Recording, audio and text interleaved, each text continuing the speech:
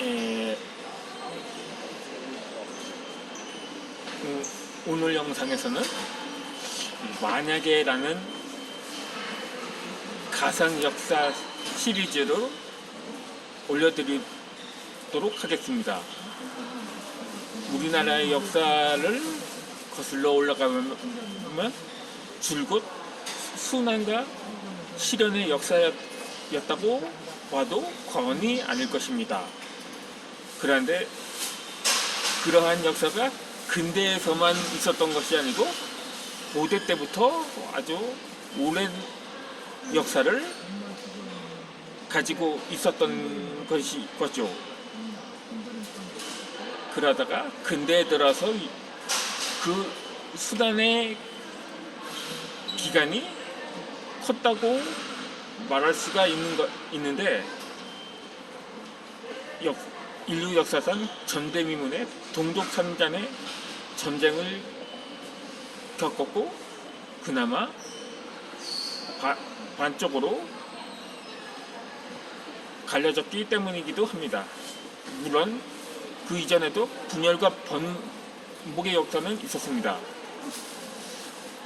고대 사회 시대 때부터 우리나라는 통틀어서 거의 1000회 가까운 외세의 침략을 받았기 때문이기도 합니다.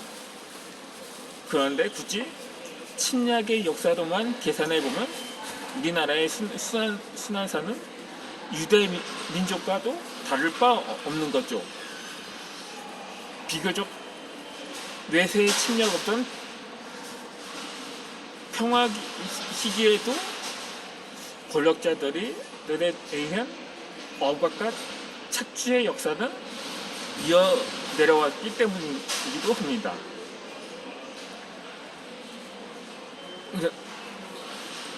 그래서 말인데 리더 한 사람의 판단으로 인해서 인류 역사가 송두리 때 바뀔 수도 있다는 교훈이 바로 그것입니다. 많은 역사가들이나 역술가들에 의하면 만약에 흥선대원군이 일본처럼 일찍이 선진 문명을 받아들였다면 우리의 한반도의 근대 역사는 달라졌을 거라고 이구동성으로 판단하기도 합니다. 그러니까는 만약에 대원군이 선택을 제대로 했더라면 남북 분단도 없을 것이고 일제 식민 지배도 없었을 거라고 보는 시각이 많기 때문이죠. 이에 대해서는 신빙성이 없다고도 말할 수 있을 것입니다. 어떻게 2차 대전 때는 중국을 포함해서 동아시아 전체가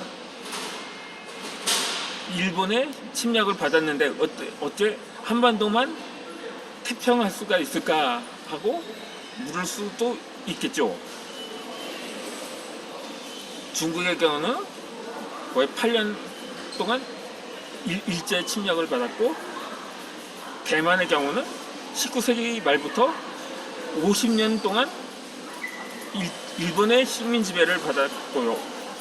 나머지 동남아 열도 국가들에도 3년에서 4년간의 침략을 받은 역사가 있었기 때문일 것입니다.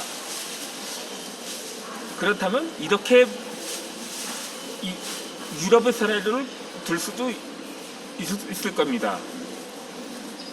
2차 대전 때 스위스는 중립국이었습니다. 주변 국가들이 전범 국가였거나 침략을 당했던 국가들에 둘러싸여 있기 때문이었던 거죠. 그러니까 북쪽으로는 전범국인 독일과 이렇게 남쪽에는 이탈리아도 독일과 동맹국이었기 때문에 전범국가였던 거죠. 그렇게 서쪽으로는 프랑스도 독일의 침략을 받았고, 또 동쪽에는 오스트리아, 체코 등이 독일의 침략을 받은 나라들이기 때문입니다. 그런데도 불구하고 사방이 전쟁터이다 전선이었음에도 불구하고 왜 스위스만 왜 중립국으로 남아 있었을까요? 그리고 스위스는 2차 대전 때만 아니라 1차 대전 때도 중립국이었습니다. 또 1차 대전 때는 오히려 더 2차 대전 때보다 오히려 더 안보 상황이 불리한 상태였습니다. 당시 동서남북 중에서 프랑스는 연합군이었고, 동쪽에 오스트리아와 헝가리도 독일과 이탈리아와 동맹국으로서 유럽 국가들을 침략한 전례가 있었기 때문입니다. 그러니까 우리나라 역시도 이 스위스와 같은 상황이 될 수도 있다고 추측을 할 수도 있을 것입니다. 2차 대전 때 당시 우리나라 북쪽에는 중국 만주와 이 소련이 있었거든요.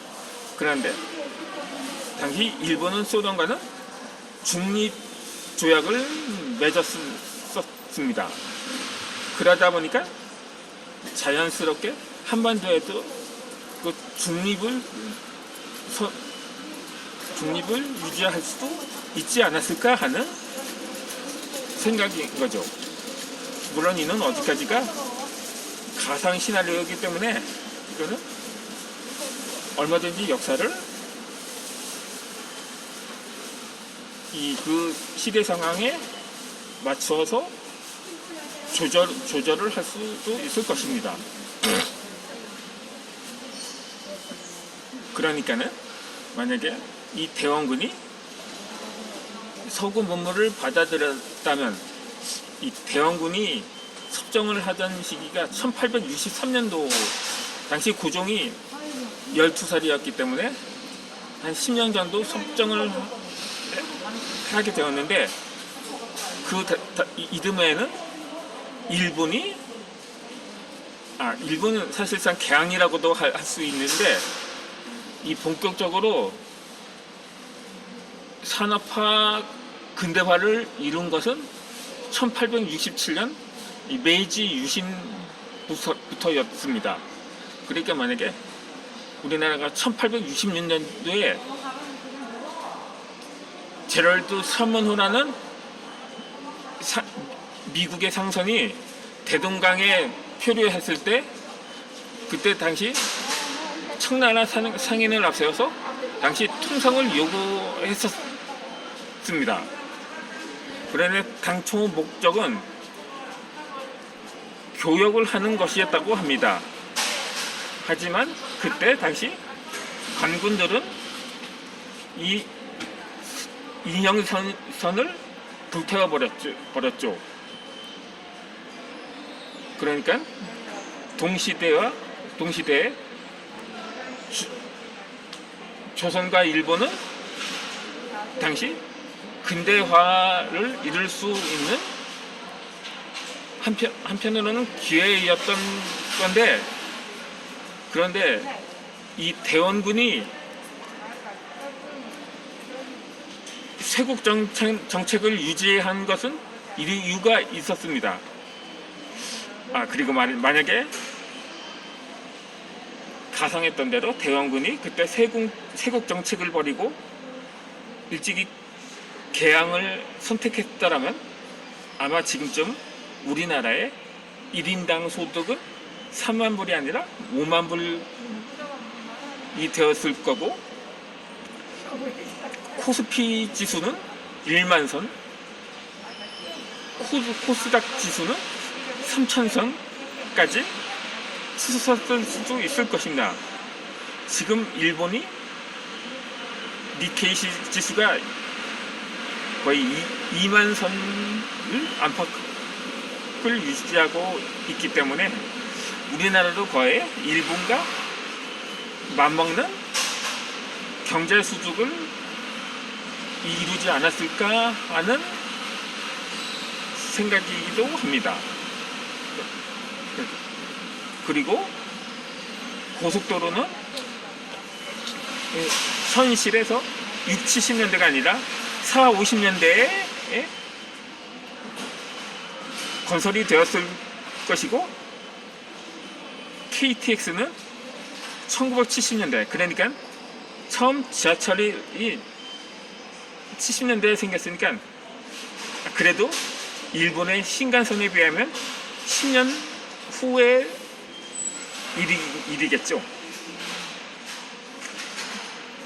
그리고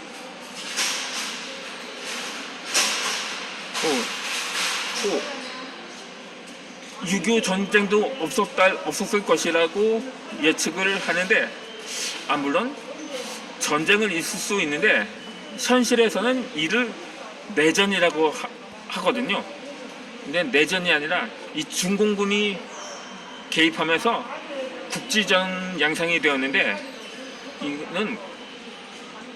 이게 실제로는 남북전쟁이라고 불러야 하는데, 이 미국의 남북전쟁과 혼동할 수도 있어서 그냥 6.25 또는 한국전쟁이라고 불러온 거죠. 그러니까 뭐 내전이니 한국전쟁이라고 하자고, 한중전쟁이라고 물론 일어나긴 일어났는데 우리나라가 한국이 이겨서 다시금 만주 땅을 되찾게 되지 않을까 하는 상상을 해볼 수 있을 것입니다. 이렇게 제가 보충 설명을 해드렸는데, 나머지 영상에서는 본격적으로 이 대왕군의 선택을 이랬으면 어땠을까 하는 가상 역사 시나리오를 올려드리도록 하겠습니다. 그런 이 대원군이 원래 안동 김씨 세력을 물리치고 다시금 이씨 왕조로 복귀시키게 된 계기가 있습니다. 왜 세도 정치라고 하죠. 19세기 초에서 중엽까지 이렇게 정조가 의문사한 이후 이근의 정도가 독살이 되었는지 아니면 병사했는지 아직, 그래서 여전히 논란이 계속되고 있어서 그냥 의문사로 처리를 하겠습니다. 이후 순조는 11살짜리 거의 허수아비로 왕으로 세우고, 그렇게 헌종에 이어서 철종, 이렇게 3대에 걸쳐서 이 안동 김씨가 실권을 장악하면서 전횡을 일삼게 된 것입니다.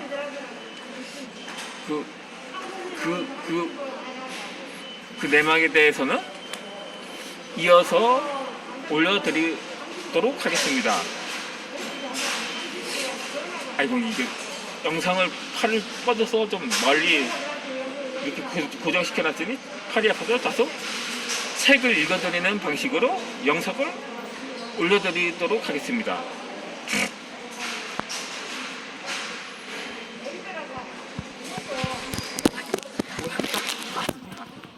왜 또?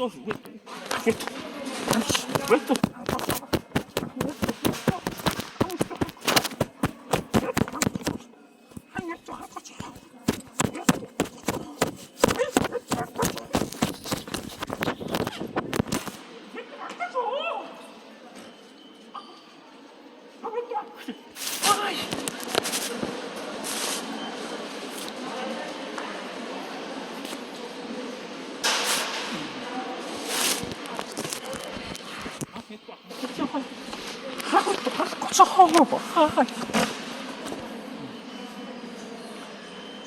왜 또 안 꺼져? 왜 또 안 꺼져?